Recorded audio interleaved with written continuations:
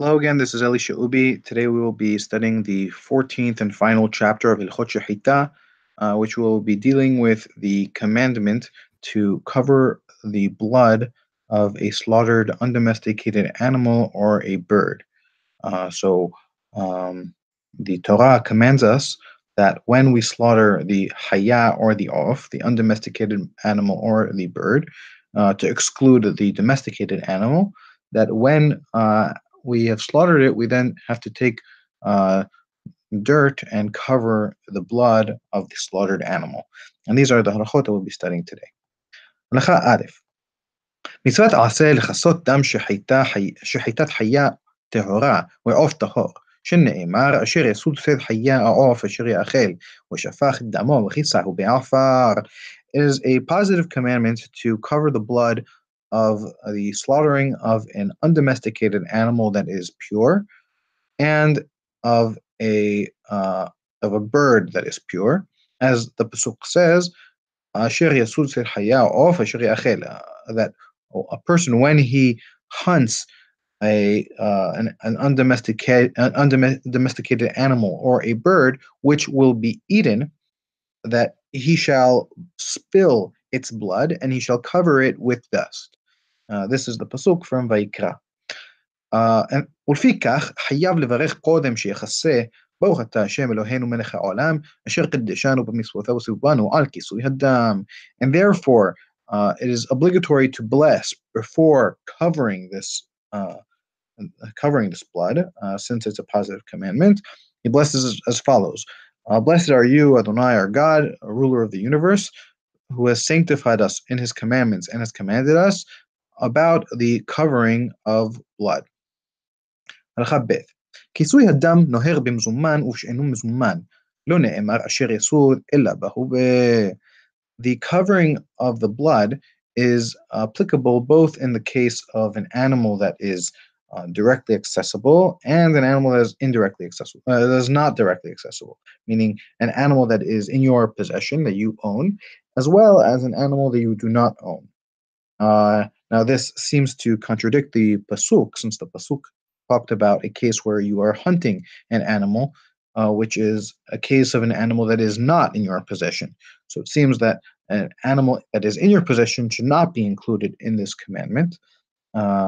Very similarly to the case of shiluh haken, which we sending away the mother shiluh ha'im, that we sending away the mother bird, which we saw in the previous chapter. But here Rabbeinu explains that this is not the case. That the pasuk only said asher yasud, a person who hunts, in order to talk about the case that is normally done. That normally undomesticated animals are hunted, right? They're normally not owned by the individuals, since since they're undomesticated. Right? Domesticated animals are usually in people's possession. So the Torah only spoke about the normal case, but it does not come to exclude the other case as well. ונוהג בחולין ואינו נוהג במוקדשים, בין קודשי מזבח, בין קודשי בדק הבית. And the law is also applicable both in the case of unsanctified meat. Is applicable in the case of unsanctified meat, but it is not applicable in the case of sanctified meat. Regardless of whether this sanctified meat is sanctified for the altar, meaning that it is a korban that is going to be brought, or if it is sanctified for bedek habayit, that the monetary value of this animal is going to be given to the temple as a sort of donation. ואם עבר ושחטן, אינו חייב לכסות. But in any case, if he did have one of these muqtashim and he went and slaughtered them anyway, right? Normally they're not slaughtered, right? Because if, for example, it was a mizbeach, it was for the altar and to be sacrificed, then usually a bird that is to be sacrificed does not do, you don't do shehita on it, but rather you do melika, a different type of killing that is from the back of the neck as opposed to from the front of the neck, and not with a knife, but usually with the fingernail. And so too with the case of Bedek Habayit, that it is prohibited to slaughter the animal before it is redeemed, so that the value can be given to the Miqdash. But anyway, so if the person uh, transgresses and slaughters anyway, he's still not obligated to cover the blood. הלכה ג' שחט חיה או עוף ואחר כך יקדישן או יקדיש את הדם, חייב לכסות. If he first slaughtered the undomesticated animal or the bird, and only then went and sanctified them, or if he went and sanctified the blood of the animal, then he is obligated to cover it, since when he slaughtered it, it was not sanctified.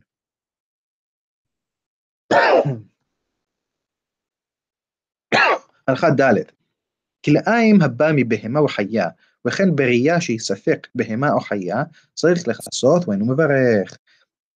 A crossbreed that is the product of a domesticated animal and an undomesticated animal, and so too a creature that is in doubt as to whether it is a domesticated animal or an undomesticated animal.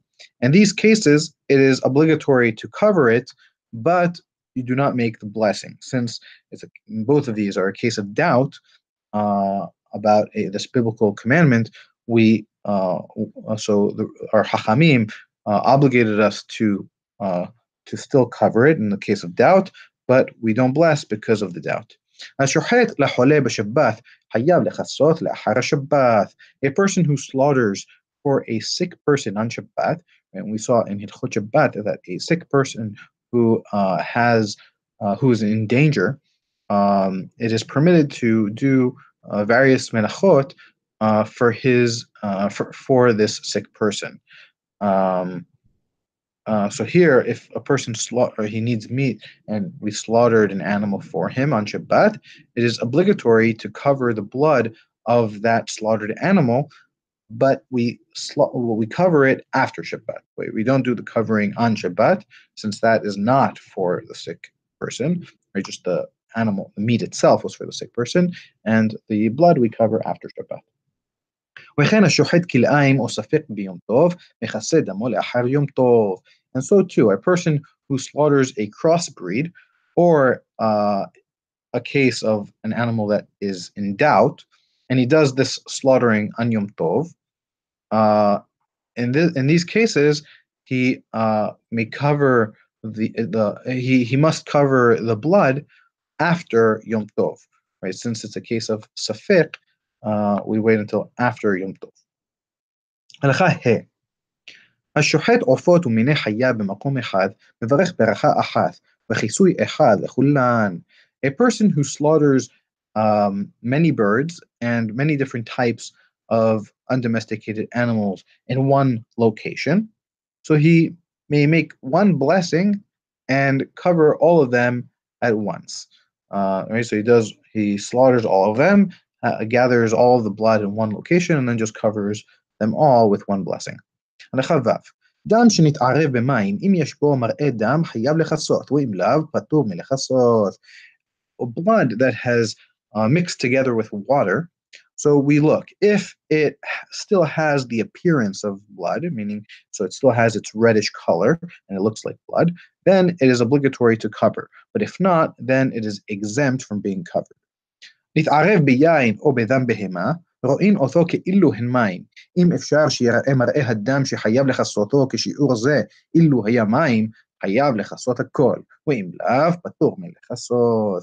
If, however, the blood has been mixed with wine or with the blood of a domesticated animal, right, both of which are red, so it is difficult to it's impossible to distinguish between the colors, and so it would still obviously keep its appearance as blood.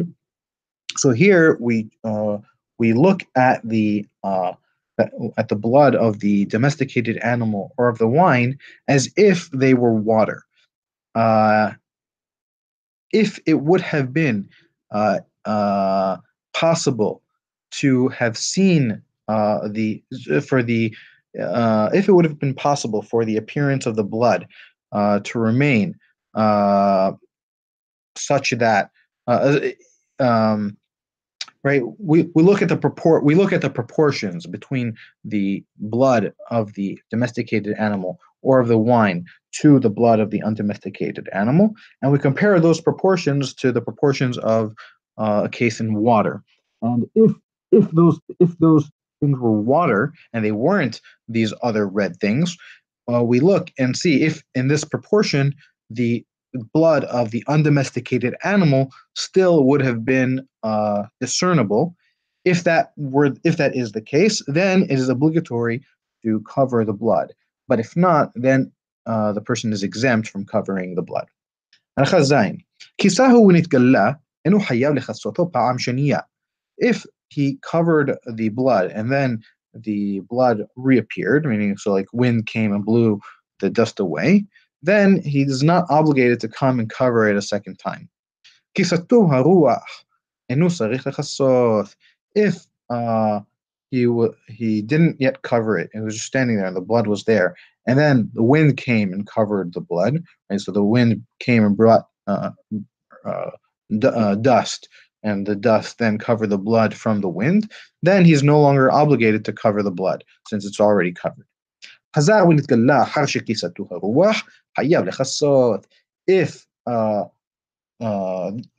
in this case where the wind came and covered the blood, the wind then came and revealed the blood again, right, and pushed the dust away, then he is obligated to come and cover the blood which had previously been covered by the wind, since he has never covered it himself. דם הנותז ושעל הסכין, אם אין שם דם אלא הוא, חייב לכסותו. Blood that is dripping, like maybe along like some utensil or something like this, or and blood that is on the knife, right, that from the slaughter, right, obviously a lot of blood also gets onto the knife. If this is the only blood that we have, then it is obligatory to cover that blood. That you should wipe the blood off of the knife or off of the utensil, put it on the ground and cover it. הלכה ט' שחט ונבלע הדם בקרקע, אם רישומו ניכר, חייב לכסות, ואם אין רישומו ניכר, הרי זה כמי שכיסתו הרוח, ופטור מלכסות. A person who slaughtered the animal, and then the blood of the animal got absorbed into the ground, if its sign is still discernible, meaning that you can still see the remnants of the blood in the ground, that the ground has the reddish color of the blood, then it is still obligatory to cover it. But if its sign is not discernible, then this is equivalent to a case in which the wind came and covered the blood, and he is exempt from covering it. אין חייב בכיסוי, הלכה י' אין חייב בכיסוי אלא דם שחיטה הראויה לאכילה, שנאמר אשר יאכל. A person is only obligated in the covering of blood, which in the case of a slaughtering for an animal which is fit to be eaten, as the pasuk says, asher ya'achel, which will be eaten. לפיכך, השוחט הוא נמצאת טרפה, או השוחט חולין בעזרה, או השוחט חיה או עוף שנגמר דינן לסקילה, או השוחט מתנבלה בידו, פטור מלכסות. Therefore, a person who slaughters an animal, one of these undomesticated animal or a bird, and then the animal ends up being a terefa, and therefore prohibited to be eaten, or if he slaughtered the unsanctified meat in the temple, or if he slaughtered an undomesticated animal or a bird which have received a verdict of being stoned, right? Such as in a case, as we saw in the previous chapter, such as in a case where one of these animals killed a human and therefore have a death penalty, and so too some other cases. And so too, if he was slaughtering and then he messed up the slaughter in the middle, and the animal became a nevela in his hand. In all of these cases, he is exempt from covering, since in all these cases the animal is prohibited to be eaten. וכן חירש שוטה וקטן ששחטו בינן לבין עצמן אינן חייבים לכסות דם שחיטתן. And so too, a deaf mute or a person who has lost his sanity or a child, all of whom are considered to not be mentally capable, and therefore are not trusted to slaughter on by themselves, but rather are only trusted if there is someone supervising them who can be trusted to say that these people slaughtered the animal correctly. So this group of three people, if they slaughtered on their own without any supervision, and therefore the animal is prohibited to be eaten, they are not obligated to cover the blood of their own slaughtering, since the animal is prohibited. So now Rabbeinu will be dealing with the case, with the question of with which material are we allowed to cover the blood. So במה מכסים? מכסים בעפר, בסיד ובגבסים, בזבל דק ובכל דק שאין היוצר צריך לחדשו, ובשחיקת אבנים וחרסים, ובנעורת של פשתן דקה, ובנצורת חרשים דקה, ובלבנה וחרסית ומרופה שכתשה, שכל אלו מן עפר הן. So with what do we cover? We may cover with dust, with like earth, or with seed, which is like whitewash. It's like this white paint. It's used on like that's on walls and things like this, and with gevis, which is like plaster, or with thin excrement, right? That's used for like fertilizer and things like this, right? Thin excrement, and with thin sand that a maker, like a person who makes various pottery and things like this, that uses this material, that it's so thin that he doesn't need even to crush it, right? And that it's thin enough as it is. And so too, in he may cover with shhikat avanim v'harasim, if he takes like two stones or two things of clay and like rubs them together, right, to cause them to erode one another. So the dust that is formed from this rubbing, right? So with that dust, that he may also use to cover the blood, and he may also use like strands of thin strands of flax, linen, and so too he may use thin sawdust, and so too with brick, and with clay, and with another type of like thin powder, like thin cheres, thin like clay, which is used to cover or cork various utensils. So like various barrels. So this material, if it was crushed up and made very thin, then this may also be used. And all of these may be used, since all of these are considered to be types of afar, types of dust. אבל אם כפה עליו כלי או כיסהו באבנים, אין זה כיסוי שנאמר בעפר. But if he just put a utensil over it to cover it, or if he covered it with rocks, then this is not considered to be a covering, since the pasuk says be'afar, with dust, and these are not dust. לחיות ב' לפיכך אין מכסים בזבל גס, וחול גס, וקמח וסובין ומורסן, ושחיקת כלי מתכות, לפי שאין אלו מן עפר, חוץ משחיקת הזהב בלבד, שמכסין בה, מפני שנקרא עפר, שנאמר, ועפרות זהב לו, ונאמר, עד אשר דק לעפר.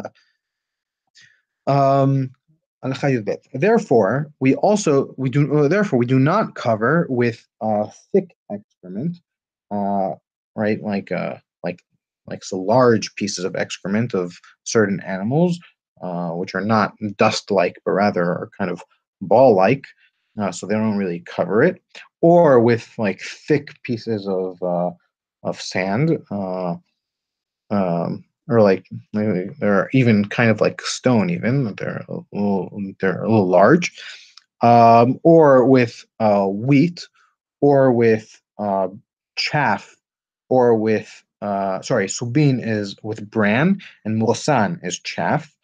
The two parts of wheat, chaff of which is inedible, and the bran, which is edible but also oftentimes removed from the wheat.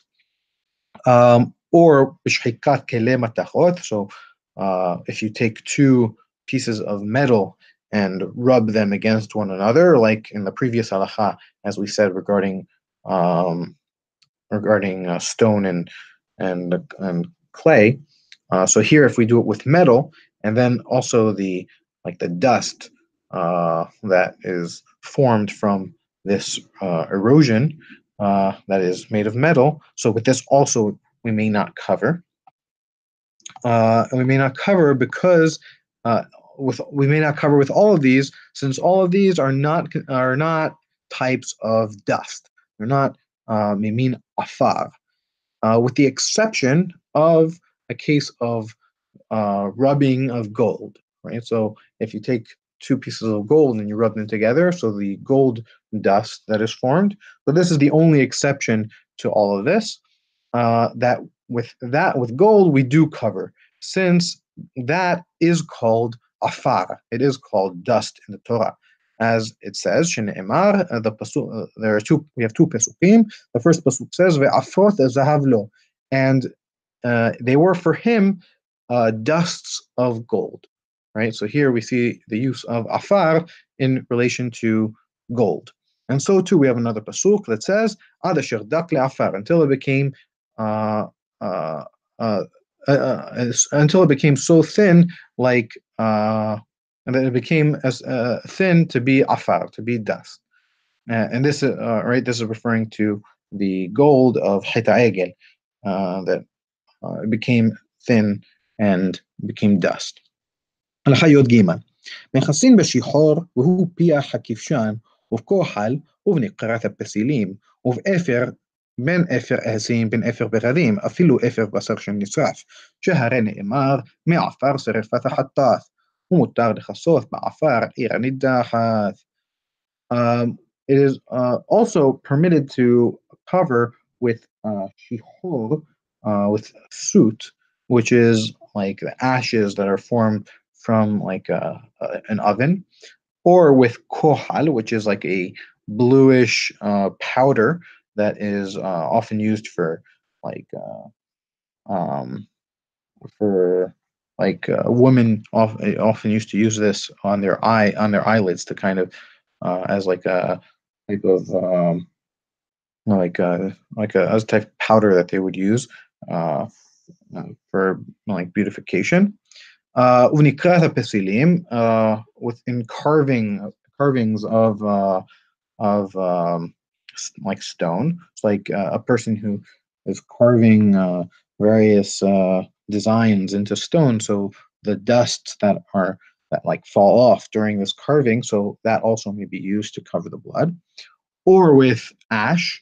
And this, regardless of whether this ash is caused from trees, so by burning trees, the ashes that are formed, or the ashes that are caused from burning clothing, and even ashes from burnt meat, right? That meat that is burnt, the black ashes that are formed on it once it's burnt.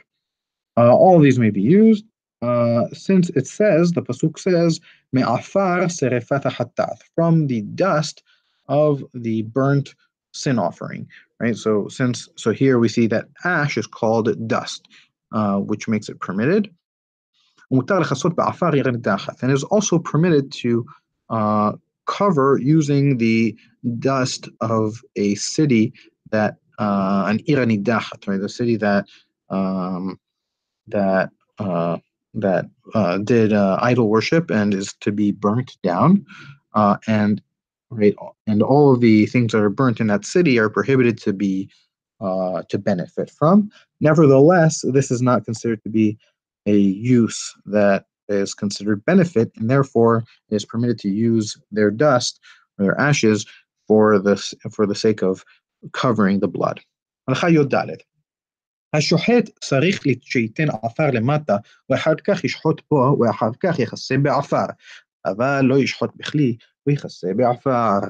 The person slaughtering must put dust first on the ground under the blood, under the animal, and then slaughter the animal, and then slaughter the animal such that the blood will drip onto this dust onto this earth that he placed under him, and then he should cover the blood with earth, with dust, and such that the blood is sandwiched by earth on both sides.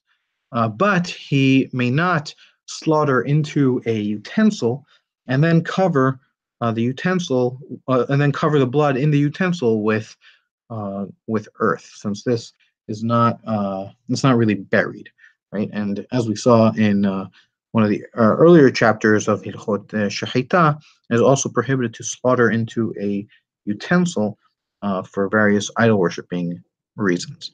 הלכה ט"ו ומי ששחט הוא שיכסה, שנאמר ושפך וכיסה, ואם לא כיסהו וראה אחר, חייב לכסותו, שזו מצווה בפני עצמה, ואינה תלויה בשוחט לבדו.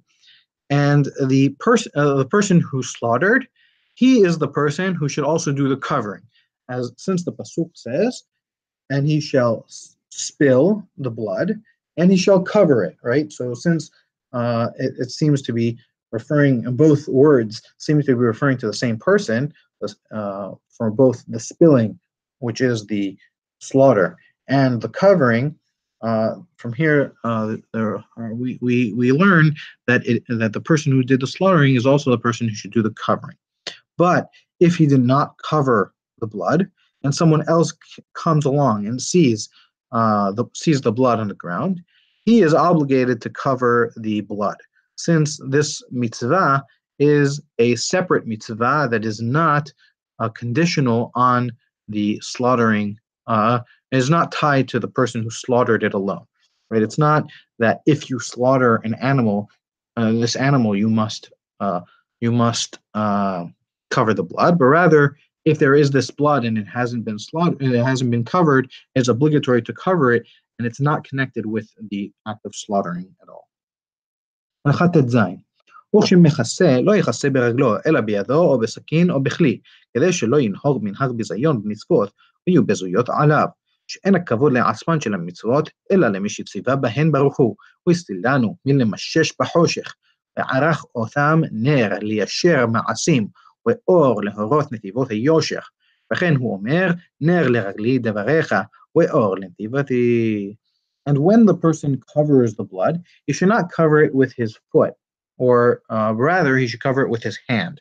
He should take the dust in his hand and use it to cover the blood, or he should use a knife or a utensil, right? But he shouldn't use his foot because this is a minhag bizayon. It's an act that seems like it seems to be like debasing. That it's not respectful for the mitzvot. So in order so that a person not act disrespectfully towards the mitzvot, and that the mitzvot not be debased for him, our Chachamim said that we should cover with our hand, because the honor that we give to the mitzvot is not just for the honor that we give to the mitzvot themselves, but rather they are for the person, or for the one who has commanded us to do them, which is God. And in these commandments, He saved us from walking in darkness and from trying to find our way in the dark, and He made them as a light or as a candle to straighten our actions, and as a light to teach us in the ways of straightness. And so too, the pasuk says, uh, "Your words are a candle for my legs and are a light for my ways." Um, and with this, we conclude Sefer Kedusha, Berich HaChamana Desayan.